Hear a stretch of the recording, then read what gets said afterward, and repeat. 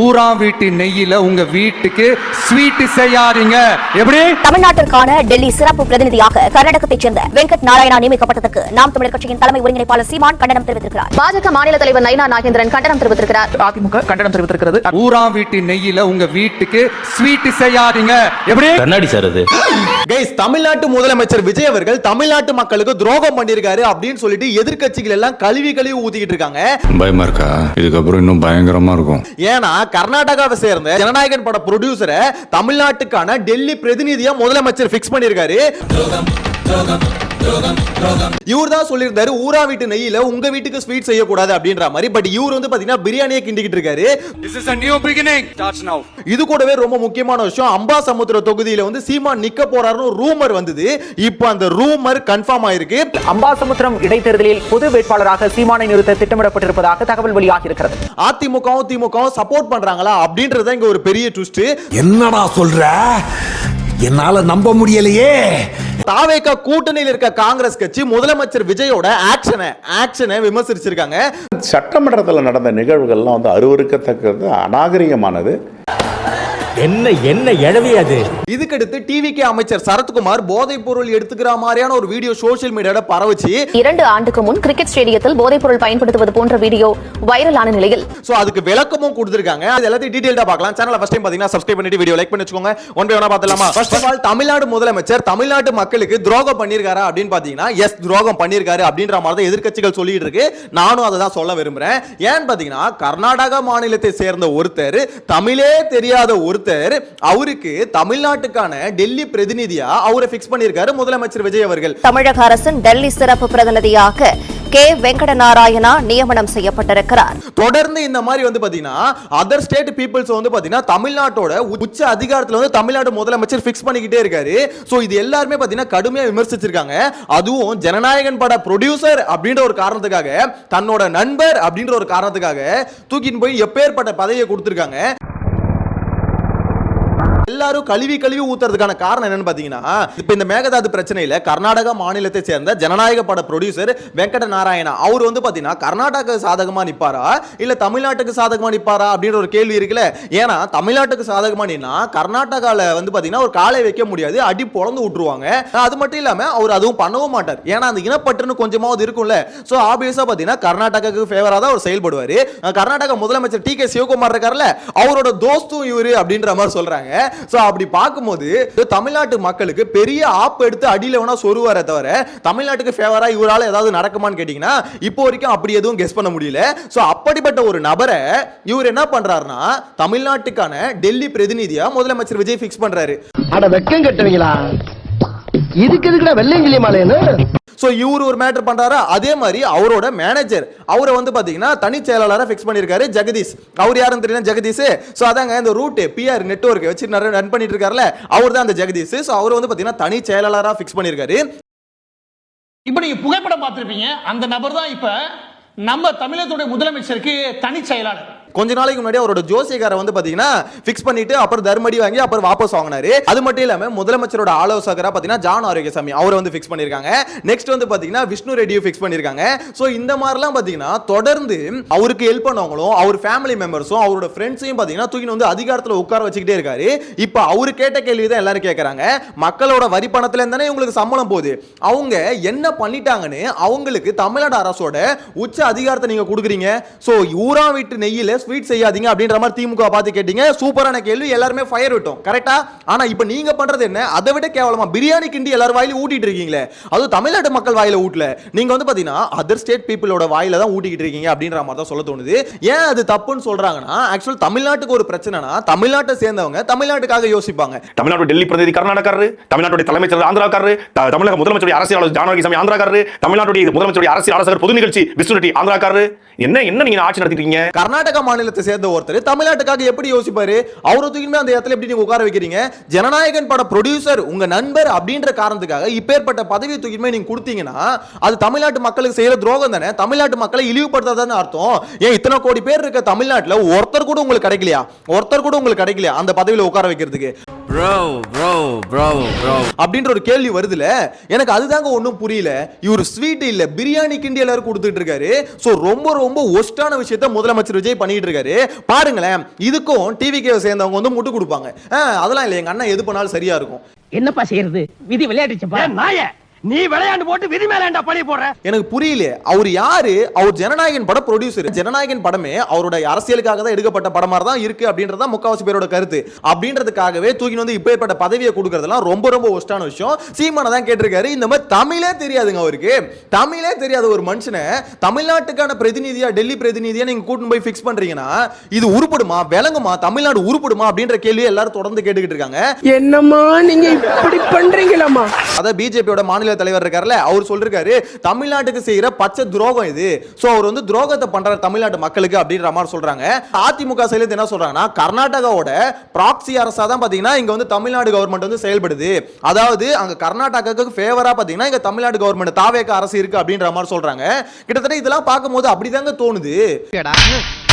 நீ கேட்ட ஒவ்வொரு கேள்வி என்ன செருப்பால் அடிச்ச மாதிரி இருக்குடா. அது ஒண்ணுமே புரியல. விஜய் அவர்கள் என்னதான் நினைச்சு பண்றாரு? இல்ல அவர் தான் பண்றாரா? இல்ல அவர் மேல ஒரு குற்றச்சாட்டுகள் எதிர்க்கட்சிகள் வைக்குதுல, அவரு டம்மி சிஎம் தாங்க. அவர் வந்து பாத்தீங்கன்னா சும்மா ஃபேஸ் வேல்யூ மட்டும் தான் முன்னாடி எடுத்து வந்து காமிப்பாங்க. இப்போ இந்த மாரத்தான் போட்டியில எப்படி ஓட விட்டாங்க, சோ அந்த மாதிரி ஃபேஸ் வேல்யூ கொஞ்சம் கூட்டிட்டு வருவாங்க, ஒரு ஸ்கிரிப்டை கொடுத்து படிக்க வைப்பாங்க, அவர் படிப்பாரு, போய் ரெஸ்ட் எடுப்பாரு. மத்தபடி டோட்டல் கவர்மெண்ட்டே ரன் பண்றது வந்து பாத்தீங்கன்னா வேற ஒரு டீம் தான் ரன் பண்ணிட்டு இருக்கு. சோ அந்த டீம் சொல்றதா பாத்தீங்கன்னா இவரே செய்யறாரு அப்படின்ற மாதிரி சொல்றாங்க எதிர்க்கட்சிகள்லாம். சோ அதெல்லாம் விமர்சனங்கள் ஒருவேளை உண்மையா இருக்குமோன்னு சந்தேகப்பட தோணுது. உண்மையில இதெல்லாம் பார்க்கும்போது சந்தேகப்பட தோணுது. நீங்க பண்றதெல்லாம் பார்க்கும்போது அப்படிதான் இருக்கு. கொஞ்சம் கூட உங்களுக்கு வந்து யோசிக்க தோணலையா? தமிழ்நாடு மக்கள் இது எதிர்ப்பாங்க அப்படின்றது உங்களுக்கு யோசிக்க தோணல? இல்ல நீங்க என்ன பண்ணாலும் சப்போர்ட் பண்ணுவாங்க நினைச்சிட்டீங்களா? எனக்கு அதுதான் புரியல. என்ன பண்ணாலும் சப்போர்ட் பண்ணுவாங்க நினைச்சிட்டீங்களா? ஆக்சுவலா அவங்களுக்கு ஓட்டு போட்டது 35% மக்கள் தான் சார். 35% மக்கள் தான். நீங்க பண்ற எல்லாத்தையும் எல்லாரும் சப்போர்ட் பண்ண மாட்டாங்க. அந்த 35% மக்களையும் மூளை யூஸ் பண்றவங்க இருப்பாங்கல்ல, அவங்களுக்கு நியாயமான ஒரு கேள்வின்னு வரும்ல.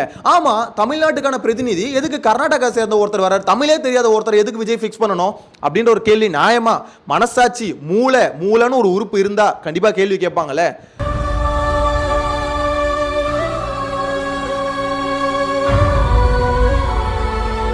அப்படி கேள்வி கேட்கறவங்க இருப்பாங்க அப்படின்னு நான் நம்புறேன். இருப்பாங்கன்னு நினைக்கிறேன், பார்க்கலாம். ஆனா உண்மை என்ன தெரியுமா? முதலமைச்சர் விஜய் பண்றது ரொம்ப ரொம்ப தப்பான விஷயம். ஏன்னா தொடர்ந்து அவருக்கு க்ளோஸான பீப்புள்ஸ் வந்து பாத்தீங்கன்னா தூக்கின்னு வந்து இந்த மாதிரி அரசு பொறுப்புல ஃபிக்ஸ் பண்றது வந்து பாத்தீங்கன்னா ரொம்ப தப்பான விஷயம். அவர் என்ன சொன்னாரோ திமுகவை பார்த்து அதே தான் அவரும் பண்ணிட்டு இருக்காரு. திமுக இதே மாதிரி தான், அவங்களுக்கு ஃபேவரான பீப்புள்ஸ் வந்து உள்ள எடுத்து வச்சுப்பாங்க, சொந்த பந்தத்தை தூக்கி வந்து உள்ள வந்து வச்சுப்பாங்க. சோ அதை தானே இவரும் பண்ணிட்டு இருக்காரு. எனக்கு புரியல. இதுல வேற திரிஷா வந்து பாத்தீங்கன்னா துணை முதலமைச்சர் ஆக போறாங்க அப்படின்ற மாதிரி அதிமுக சைடுல விமர்சனம் எல்லாம் பண்ணிட்டு இருக்காங்க. தெரியலடா எப்பா, கூடி சீக்கிரம் அதுவும் நடந்தாலும் நடக்கும் அப்படின்ற மாதிரி தான் சொல்ல தோணுது.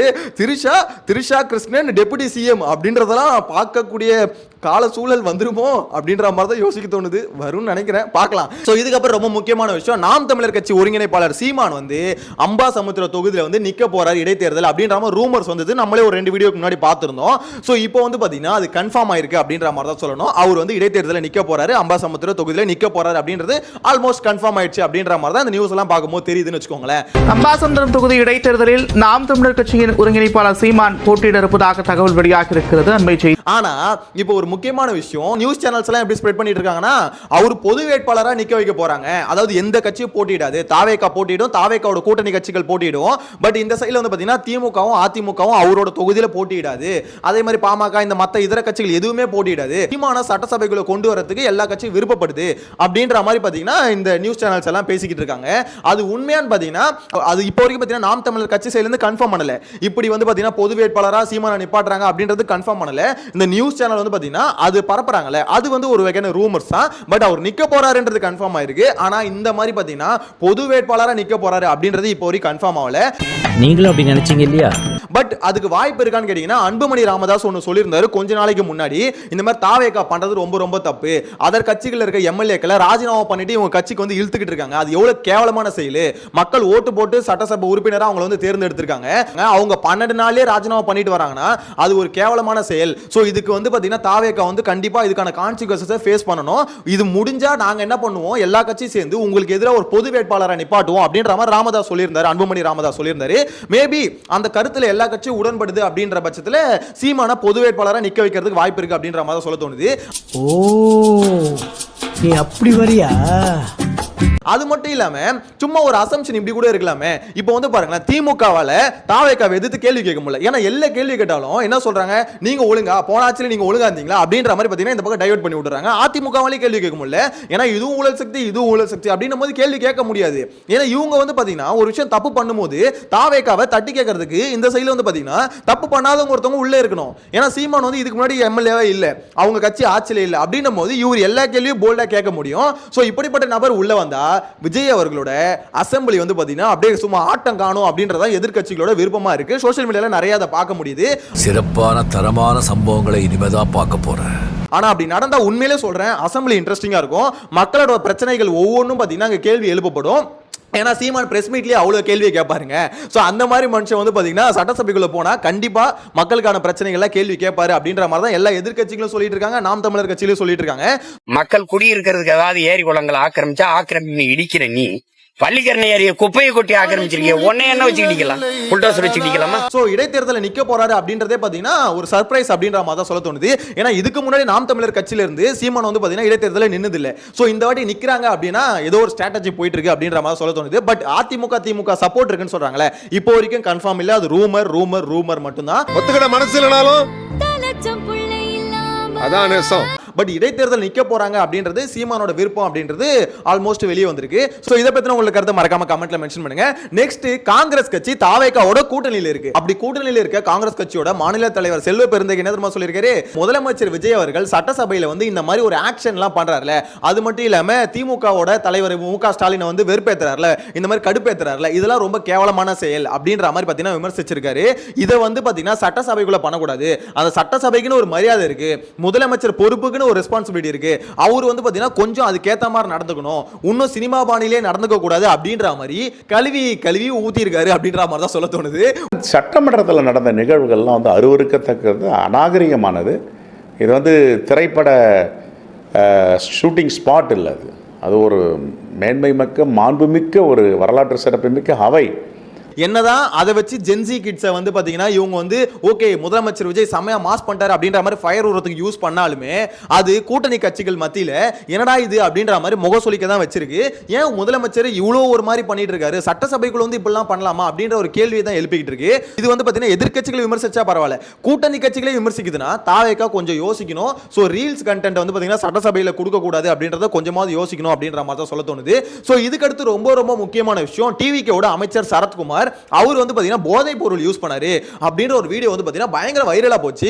என்னன்னு பாத்தீங்கன்னா மேரத்தான் போட்டி நடந்ததுல சே நோ டு ட்ரக்ஸ் அப்படின்ற ஒரு ஹேஷ்டாக் கூட பாத்தீங்கன்னா ஒரு மேரத்தான் போட்டி வந்து கண்டக்ட் பண்ணாங்க. முதலமைச்சர் விஜய் கூட 3 கிலோமீட்டர் ஓடினாரு.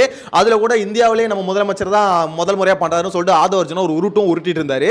சோ இந்த சம்பவத்தப்ப பாத்தீங்கன்னா அதுல கலந்துகிட்ட ஒரு அமைச்சர் தான் பாத்தீங்கன்னா டிவிக்கோட அமைச்சர் சரத்குமார், கில்லி சரத்குமார். சோ இவர் என்ன பண்ணிருக்காரு, கொஞ்ச நாளைக்கு முன்னாடி கொஞ்சம் வருடங்களுக்கு முன்னாடி என்ன பண்ணிருக்காருன்னா சேப்பாக் ஸ்டேடியம்ல வந்து மேட்ச் பார்க்கும்போது ஒரு போன்ல வந்து பாத்தீங்கன்னா ஒரு பவுடர் மாதிரி ஏதோ ஒரு மேட்டர் வச்சுட்டு ஏடிஎம் கார்டை வச்சு லைட்டா ஒதுக்குறாரு, பக்கத்துல 500 ரூபாய் நோட்டு இருக்குது. சோ இந்த சம்பவங்கள் வந்து பாத்தீங்கன்னா வீடியோல ரெக்கார்ட் ஆயிருக்கு. இப்போ இவர் சே நோ டு ட்ரக்ஸ் அப்படின்ற ஹேஷ்டாக போட்டு நான் இந்த மாதிரி கலந்துக்கிட்டேன்னு சொன்னதுக்கு அப்புறமா இப்போ அந்த வீடியோ எடுத்து நீலா கலந்துக்கிறியா, நீலா இதை சொல்றியா, நீ ஓகேமா அப்படின்ற மாதிரி அந்த வீடியோ வச்சு போட்டு பொலன்னு பொளந்துட்டாங்க. 2 ஆண்டுக்கு முன் கிரிக்கெட் ஸ்டேடியத்தில் போதைப் பொருள் பயன்படுத்துவது போன்ற வீடியோ வைரலான நிலையில் சோ பொளந்ததுக்கு அப்புறமா அவர் வந்து பாத்தீங்கன்னா குடும்பத்தோட ஒரு விளக்கத்தை கொடுத்திருக்காரு. என்னன்னா அந்த சமயத்துல நாங்க மேட்ச் பார்க்க போயிருந்தோம், அப்ப என் குழந்தைக்கு வந்து ஒரு டேப்லெட் தேவைப்படுது, அப்ப நான் போடணும். சோ போடும்போது குழந்தைக்கு அப்படியே கொடுக்க முடியாதுல, 1 வயசு குழந்தை தான். சோ அதனால வந்து பாத்தீங்கன்னா அதை வந்து பவுடர் ஆக்கி குழந்தைக்கு கொடுக்கறதுக்கு தான் நான் வந்து பவுடர் ஆக்கினேன் அப்படின்ற மாதிரி விளக்கத்தை கொடுத்திருக்காரு. இது வந்து பாத்தீங்கன்னா பயங்கர விமர்சனத்துக்குள்ள இருக்கு. ஏன்னா கரெக்டா போனு, ஏடிஎம் கார்டு, அப்புறம் 500 ரூபாய் நோட்டு, 10 பொருத்தமும் பக்கவா பொருந்தது அப்படின்ற மாதிரி தான் கேள்வி எழுப்பிட்டு இருக்காங்க. ஏன்னா நம்ம நிறைய படத்துல பார்த்திருக்கோம் அந்த நோட்டை எப்படி உருட்டி என்ன பண்ணுவாங்க அதை வச்சு அப்படின்றத பார்த்திருக்கோம். சோ அந்த நோட்டு அங்க இருக்குது. பிளஸ் வந்து பாத்தீங்கன்னா ஏடிஎம் கார்டு, ஒரு குழந்தைக்கு கொடுக்கிறது ஏடிஎம் கார்டை வச்சு நீங்க நசுக்குவீங்களா அப்படின்ற ஒரு கேள்வி இருக்கு. அது வந்து பாத்தீங்கன்னா ஒரு மாதிரி அம்சமா இருக்கா, அதனால பாத்தீங்கன்னா எல்லாம் சந்தேகப்படுறாங்க. அசிங்கப்படுத்துறேன், இன்சல்ட் பண்றேன். ஆனா இன்னொரு சைடுல வந்து பாத்தீங்கன்னா சரத்குமார் இல்ல, அந்த அமைச்சர் வந்து அப்படிப்பட்ட ஆள் இல்ல அப்படின்ற மாதிரி அவங்களோட ஃப்ரெண்ட்ஸ் ரிலேட்டிவ்ஸ் இவங்களும் பாத்தீங்கன்னா வீடியோ போட்டுக்கிட்டு இருக்காங்க. இல்ல அவர் அப்படிப்பட்ட ஆள் இல்லைங்க, அன்னைக்கு உண்மையிலே குழந்தை கொடுக்கறதுக்கு தான். அதுக்கப்புறம் இன்னொரு கேள்வி வருது, சரி ஓகே குழந்தை கொடுக்கறதானா அந்த வீடியோல எங்க உங்க குழந்தையே காணுமே அப்படின்ற கேள்வியும் கேட்கறாங்க. அதுவும் நியாயமான கேள்விதான். அதுக்கு அமைச்சர் கொடுத்திருக்க பதில் என்னன்னா அந்த சமயத்துல குழந்தையை ஃபீட் பண்றதுக்கு வந்து என்னோட வைஃப் வந்து தூக்கிட்டு போயிருந்தாங்க, சோ அதனால தான் இந்த வீடியோல வந்து குழந்தை இல்ல அப்படின்ற மாதிரி சொல்லியிருக்காரு. இன்னும் என்ன நீ பைத்தியக்காரனாவே நடிச்சிட்டு இருக்கிறல. சோ இதெல்லாம் பார்க்கும்போது என்னையா எங்கேயோ இடிக்குதே அப்படின்ற மாதிரி எதிர்க்கட்சியும் அதெல்லாம் ஒண்ணும் இடிக்கல, எல்லாம் கரெக்டா தான் இருக்கு அப்படின்ற மாதிரி ஆளுங்கட்சிகளும் விமர்சிச்சிட்டு இருக்காங்க. சோ இதை பத்தின உங்களோட கருத்தை மறக்காம கமெண்ட்ல மென்ஷன் பண்ணுங்க. உண்மை என்னன்றது யாருக்கு தெரியும் அப்படின்னு பாத்தீங்கன்னா யாருக்குமே தெரியாது, கடவுளுக்கு தான் வெளிச்சம் அப்படின்ற மாதிரி தான் சொல்ல தோணுது. ஆனா நிறைய பேர் வந்து அப்படிலாம் இல்ல, சேச்சே அவர் அப்படிப்பட்ட பர்சன் இல்ல அப்படின்ற மாதிரி தான் சொல்லிக்கிட்டு இருக்காங்க. நம்புவோம் அப்படி இருந்திருக்க மாட்டாரு அப்படின்ற மாதிரி. ஆனா முக்கியமான விஷயம், முதலமைச்சர் விஜய் பண்ணது ரொம்ப ரொம்ப தப்புங்க. அவருக்கு க்ளோஸ் பீப்புள்ஸ்க்கு வந்து பாத்தீங்கன்னா இந்த மாதிரி உயர் பதவி கொடுக்கிறது, அவர் படத்தோட ப்ரொடியூசர் தூக்கிட்டு போய் இந்த மாதிரி ஒரு இடத்துல உட்கார வைக்கிறது, அவரோட மேனேஜர் தூக்கிட்டு போய் ஒரு இடத்துல உட்கார வைக்கிறது அப்படின்ற மாதிரி இருக்குல்ல. சோ அவங்களோட ஹிஸ்டரி என்ன, அதுக்கு முன்னாடி அவங்க என்ன பண்ணிருக்காங்க, அரசியல்லாம் என்னன்னு தெரியுமா, தமிழ்நாடோட ஹிஸ்டரி என்னன்னாவது தெரியுமா உங்களுக்கு? ஒரு அளவும் தெரியாது. டைரக்டா பாத்தீங்கன்னா ஃப்ரெண்ட்ன்ற ஒரு காரணத்துக்காக தூக்கிட்டு வந்து இப்படி எடுத்துட்டு வந்து பெரிய பெரிய பொறுப்புல உட்கார வைக்கிறதுக்கலாம் எதுக்கு? அங்க வந்து எத்தனையோ ஐஏஎஸ் ஆபீசர்ஸ் இருக்காங்க, நாலேஜபிளான ஐஏஎஸ் ஆபீசர்ஸ் இருக்காங்க, ரிட்டையர்ட் ஆபீசர்ஸ் இருக்காங்க. சோ இவங்களுக்குலாம் நீங்க அந்த பொறுப்பை கொடுக்கலாமே. அதை விட்டு நீங்க உண்மையிலேயே தமிழ்நாடு மக்கள் மேல அக்கறை இருந்தா அதை தானே பண்ணணும். அதை விட்டுட்டு தமிழ்நாடு மேல அக்கறை இல்லாம உங்க நண்பர்கள் மேல தானே உங்களுக்கு அக்கறை இருக்கு, அவங்கள தூக்கிட்டு வந்து இந்த மாதிரி பொறுப்பெல்லாம் உட்கார வைக்கிறீங்க. தமிழே தெரியாத ஒருத்தர் எப்படி பாஸ் நீங்க தின்னு உட்கார வைப்பீங்க? இது பேசிக்கான கேள்வி தானே. தயவு செஞ்சு டிவிக்கல இருக்கும் விஜய பிடிக்கும் அப்படின்றதுக்காக முட்டு கொடுக்காதீங்க. நியாயமான கேள்வி எல்லாம் எடுத்து வைங்க. ஏன்னா அப்பதான் பாத்தீங்கன்னா அதை வாபஸ் வாங்குவாங்க. இதே மாதிரி தான் ஜோசியக்கார ஃபிக்ஸ் பண்ணாரு, அடி பொளந்தப்பதான் வாபஸ் வாங்கினாரு. சோ இப்பயும் பாத்தீங்கன்னா அடிக்கணும், அடி பொளகணும், எல்லாம் விமர்சனம் வைக்கணும். வச்சதுக்கு அப்புறம் தான் தெரியும். ஓகே ஒருவேளை முதலமைச்சர் விஜய்க்கு தெரியாம இது நடந்திருந்தா அது அதை விட அசிங்கம், தெரிஞ்சு நடந்திருந்தா அது வந்து பாத்தீங்கன்னா துரோகம் அப்படின்ற மாதிரி தான் சொல்ல தோணுது. அது எது பண்ணியிருந்தாலும் அதை வந்து வாபஸ் பண்ணணும் அப்படின்ற மாதிரி தான் சொல்ல தோணுது. உங்களோட கருத்துக்களை கமெண்ட்ல மென்ஷன் பண்ணுங்க. நெக்ஸ்ட் வீடியோல மீட் பண்ணலாம். Tata bye by.